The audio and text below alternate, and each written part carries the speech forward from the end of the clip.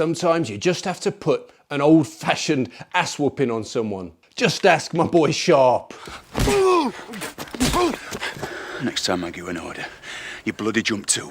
Official court-martials aren't always the best way to punish wayward soldiers. As you'll know from my earlier videos, during the Napoleonic Wars, the British Army had a number of ways to punish soldiers who got in trouble. But did you know that there was another tier of court-martial? One that was often quicker, easier and more effective than doing things by the book. So let's find out more. Once again, I'm joined by the fantastic Zack White, host of the Napoleonic Wars Podcast, friend of the show, and expert on crime and punishment during the Napoleonic era.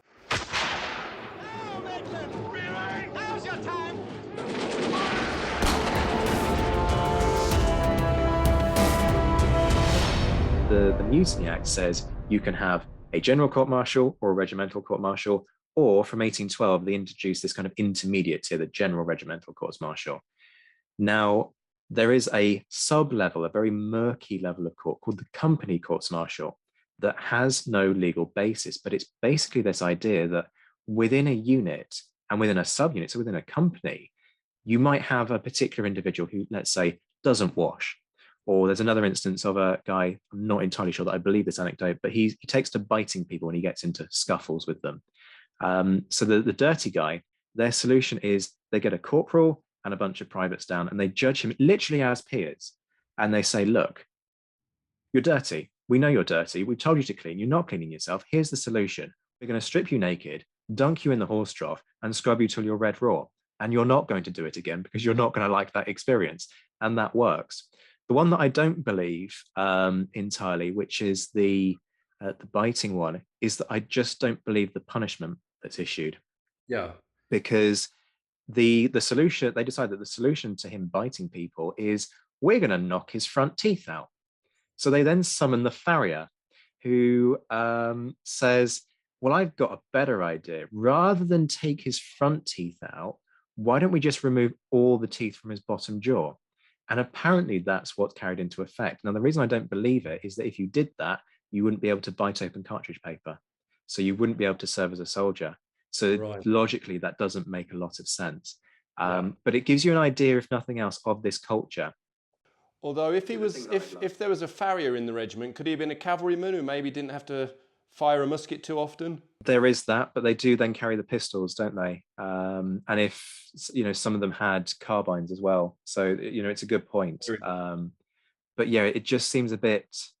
It's a bit harsh either way, really, isn't it? I mean, knock a couple of front teeth out, well, maybe, you can debate that one.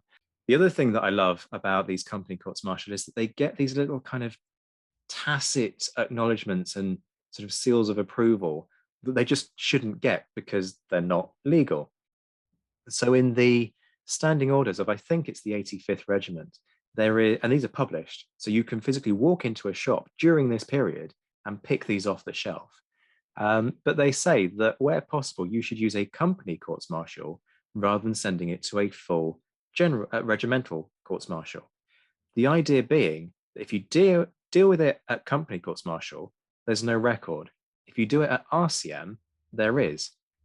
And so it creates this impression that you're maintaining discipline within your unit without really having to call many RCMs at all. So it makes your unit look way better disciplined than it actually is.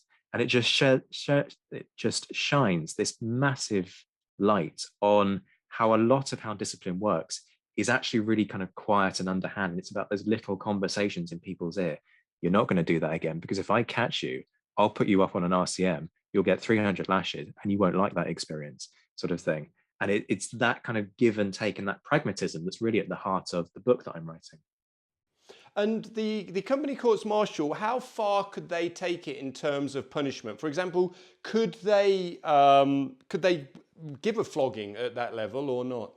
No. So the idea behind a company courts-martial is anything but flogging. It's the sergeant might take you behind the back of the latrines and black your eye as a, you're not going to do that again, Sonny. Had a gut. Gut. There's one instance of somebody who ends up burning the dinner of his colleagues. And so his punishment is to march up and down his line of colleagues in slow time, and they just beat him over the head with the forage caps repeatedly, and he has to do this twice. And if he tries to speed up, he's got to go and start the whole process all over again. So you've got kind of running the gauntlet style punishments, but it's very much about the physical without flogging. Things to sort of teach you a moral lesson. You're going to remember it. It wasn't pleasant, and then the problem is solved. Who would sit on a company court-martial? Would it go as high as, say, the captain, or would it generally be the NCOs? No, it would be an NCO affair. So normally you'd have either a corporal or a sergeant in there. They would probably sort of tell the captain, look, we've got this problem with this guy. This is our plan. And the captain would just sort of give them the quiet nod. In theory, they should have then turned around to the captain and said, look, this is what we're going to do to the guy. That's all right, isn't it, sir? In reality, did they do that? Well, the whole thing's not legal. And for the officers, they don't want any involvement in it, because if somebody then complains, take the knocking out of the teeth, for example. If the soldier then complains and says, look, I haven't got any bottom teeth. This happened at company courts martial. This is not on. The officers don't want culpability for that. They don't want that paper trail. They don't want somebody to be able to say, well, look, we had this approved by Captain X. So I can well imagine that sort of somebody has a quiet word in the captain's ear, and the captain goes, yeah, you know how to deal with that. Just make it so. And then doesn't have anything to do with the whole process going forwards.